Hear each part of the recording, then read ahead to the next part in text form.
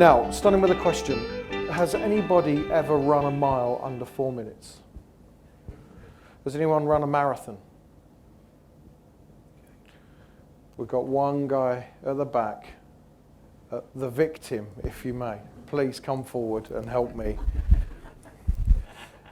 So the other thing I'd say is, and you know, John knows this, we all know this, all the speakers, never put your hand up unless you see other people putting your hand up. So, what's your name? Ilkay. Ilkay. And where do you work? Option City. Option City, right. Do you want to win? Because there's a chance to win. I've got 50 shekels, £5 or €5. What would you prefer to win? Ooh, You should say it's all of it, but yeah. you're going to go for the £5. Scott's the clearinghouse. He'll hold on to it. This is the only thing. Can we get the first slide, please? Everything is possible. Nothing is easy. Good Chinese proverb. Most of the important things in the world have been accomplished by people who've kept on trying where there seemed to be no hope at all. Dale Carnegie. You're going to try something impossible.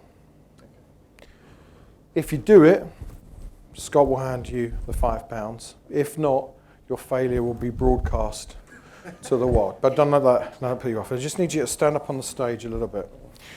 I'd like you, because you're a marathon runner, I want you to run on the spot. Run on the spot. Yeah, that's good.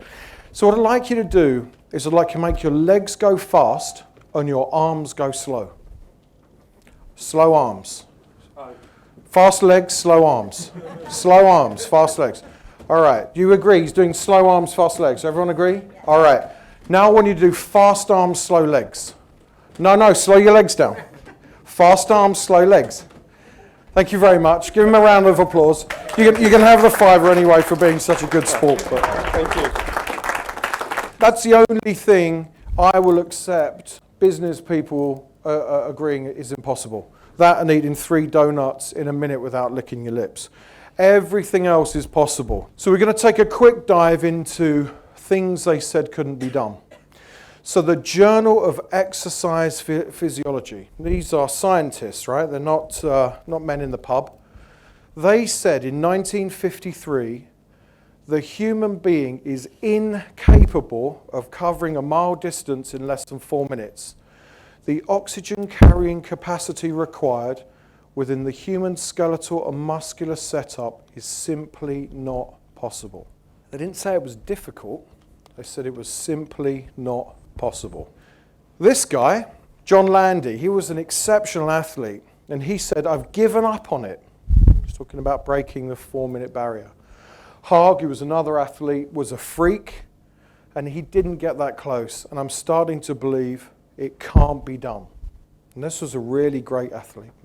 Roger Bannister said, you know what, scientists have proven that it's not possible to run a sub 4-minute mile, but I don't listen to that kind of talk because thoughts like that have a way of sinking into your feet. Again, look at the language he's using. They've proven that it is not possible. Next slide. And then, of course, we know in 54 he did it.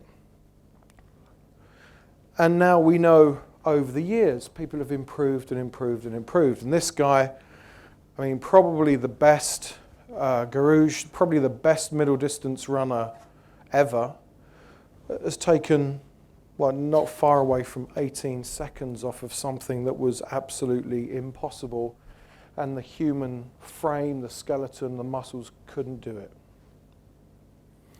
So I think we know that impossible things can be done. We all love fish fingers. It's a good job that Clarence Birdseye also thought like Roger Bannister, because he invented quick freeze machinery that would produce exceptional quality food that could be reheated. Problem was, American shoppers didn't believe in him, they didn't believe in his product, and he went bust. But he stuck with it amidst great hardship. He overcame consumer skepticism, and he set the industry standard, which is now ubiquitous. In a similar vein, Fred Smith wrote a term paper based on reliable overnight delivery. His professor graded him at C because it's a smart idea, but it just wasn't feasible. And many, many years later, many potential investors agreed with the professor because he couldn't get capital. And when he did, he blew it. And by 74, the capital had gone and his investors had gone as well. And then he stumbled on this catchphrase, when it absolutely, positively has to be there overnight. And the Americans in the audience will never forget that catchphrase. It became part of the American dream, I guess, in that kind of can-do attitude. And several $1 million of hard-won capital later, he finally got Federal Express on its way to not just profitability, but long-term success. And they're both stories that are worth you looking at, because one thing you're going to come across at least once in your career, but probably if you're doing the right things and you're trying a lot, you probably come across it once or twice a year, is that people are going to say to you, that's never going to work, it's not a great idea, it's impossible, blockchain, no, that's never going to catch on, all those Bitcoin guys, no one's going to do it. Innovation, yeah, but we've heard it all before. This old guys like us, we've seen it all and done it. You don't know what we know. Don't listen to any of that stuff. You've got to learn from how and why these people overcame adversity. Firstly, get your vision clear, crystal clear, and stay true to it. As Scott mentioned, remember, companies mainly fail due to poor execution, not strategy. Strategy, people who have strategy in their job titles tell you it's the tough stuff, and it's not really. It's just, we've all got ideas. A really difficult thing is making them reality and monetizing them. That's what you really get paid for. So when you're thinking about that, set realistic but stretching targets and measure progress. A number of conversations I have with people who don't measure progress. They don't really know what success looks like and whether they're getting there or not. Focus. Keep things simple and avoid distractions. The minute you've got your vision and you've got your idea and you've got your plan, someone's going to knock on your door and say, what about this great idea? Happens all the time. You've got to stay focused. Don't overcomplicate things and avoid distractions. Execute with determination and persistence. Remember, everything's possible, nothing is easy. And keep humble. When we have a saying in our industry, you're only as good as your last trade. You're only a star while you shine. Be careful who you kick on the way up because they're waiting for you on the way down. You've got to stay humble. There's always someone bigger, better, cleverer, smarter, richer, faster. It's not what it's about. And, again, some of the speakers earlier talking about community. It's about community and it's about sustainability. And you've got to think about your self-worth, not your net worth, over a long, long career. And you shouldn't forget that.